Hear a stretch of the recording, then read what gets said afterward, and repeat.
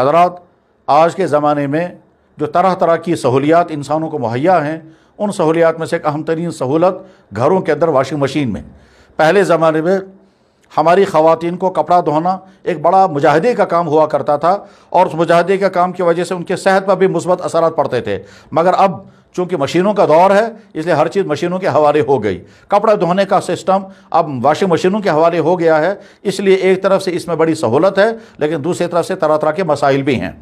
اس وقت جس اہم مسئلے کی طرف توجہ دلانے مقصود ہے وہ یہ کہ اگر ناپاک کپڑے واشنگ مشین میں ڈال دیے جائیں تو کیا وہ کپڑے پاک ہو جاتے ہیں یا نہیں، اور وہ ناپاک کپڑے دوسرے پاک کپڑوں کے ساتھ اگر واشنگ مشین میں ڈال دیے جائیں تو کہیں ایسا تو نہیں ہے ان ناپاک کپڑوں کی وجہ سے وہ دوسرے پاک کپڑے جو صرف میلے کچیلے تھے، صرف ان کو دھونا تھا، ناپاک نہیں تھے، وہ ناپاک کپڑے بھی مزید ناپاک ہو جائیں گے؟ اس مسئلے میں بہت کوتاہیاں کی جا رہی ہیں، اور اس کی وجہ سے خدشہ اس بات کا ہے کہ بہت سارے کے لوگوں کے کپڑے پاک نہیں ہوتے ہوں گے۔ اس مسئلے کو واضح کرنے کے لیے ضروری ہے کہ پہلے یہ بات سمجھی جائے کہ انسان کے کپڑوں میں ناپاکیاں کس قسم کی لگتی ہیں۔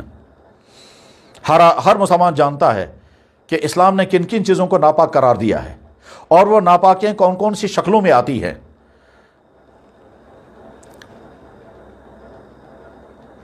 پیشاب،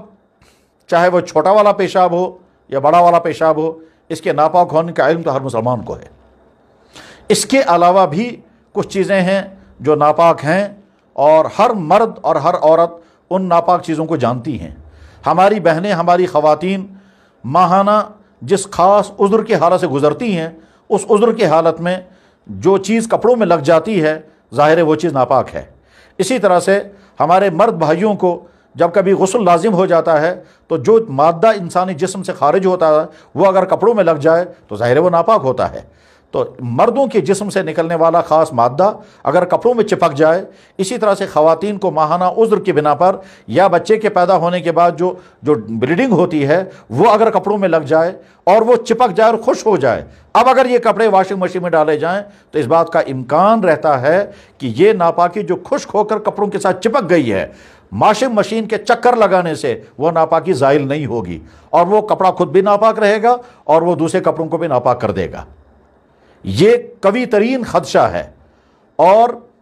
شاید کثیر الوقوع بھی ہے، لہذا ہماری خواتین خاص طور پر اس بات کا اہتمام کریں کہ واشنگ مشین میں کپڑے صرف میل کچیل دور کرنے کے لیے ڈالیں، ناپاکی دور کرنے کے لیے واشنگ مشین میں کپڑے مت ڈالیں۔ اسی طرح سے ہماری بہت ساری خواتین بچوں کے وہ کپڑے جن میں ان کپڑوں میں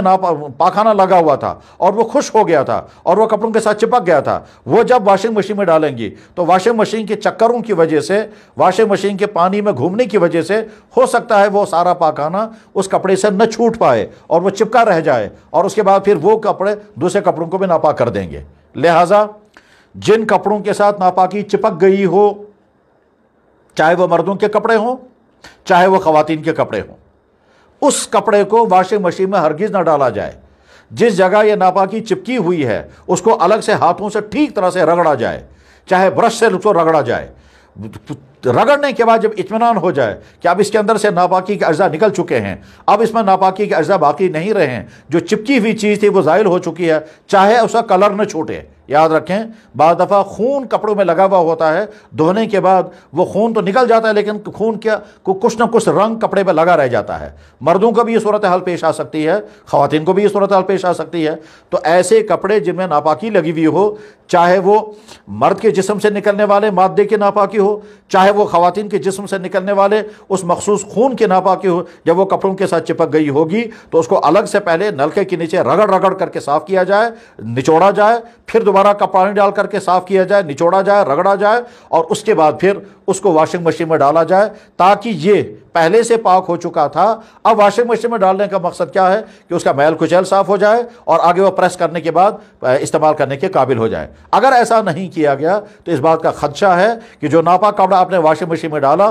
وہ واشنگ مشین اس کو گھماتی رہی اور اس ناپاکی کو وہ زائل نہیں کر سکی، کیونکہ ناپاکی جب چپک جاتی ہے تو وہ معمولی واشنگ مشین کے گھومنے سے وہ چپکی ہوئی ناپاکی نہیں نکل سکتی ہے، وہ سخت انداز میں چپکی ہوئی ہوتی ہے، اس کو تو بہت کھرچنا پڑے گا، رگڑنا پڑے گا۔ चुनांचे हज़रत आयशा सिद्दीक़ा रज़ी अल्लाह ताला अन्हा की हदीस, हज़रत उम्मे सलमा रज़ी अल्लाह ताला अन्हा की हदीस और दूसरे अज़वाज मुतहरात की हदीसें और कई सहाबिया की हदीसें इस सिलसिले में हमारी रहनुमाई करती हैं कि वो पूछा करती थी अल्लाह के नबी अलैहि सलाम से, और अल्लाह के नबी अलैहि सलाम से पूछ करके भी जो अमल करती थी तो हज़रत आयशा रज़ी अल्लाह ताला अन्हा उसको करके भी दिखाती थी और समझाती भी थी। अल्लाह के नबी अलैहि सलाम ने एक मरतबा उनसे फरमाया, हुत्तीही सुम्मा कुर्सीही सुम्मा रश्शीही, कि उनको खुरचो, उनको रगड़ो और रगड़ने के बाद फिर पानी बहाओ उन पर। गरज है कि हदीस मुबारक के अल्फाज जो बुखारी में भी हैं, मुस्लिम शरीफ में और दूसरी तमाम हदीस किताबों में होते हैं, वह हमारे रहनुमाई करते हैं। खुलासा ये है कि वॉशिंग मशीन में सिर्फ वो कपड़े डालें जो कपड़े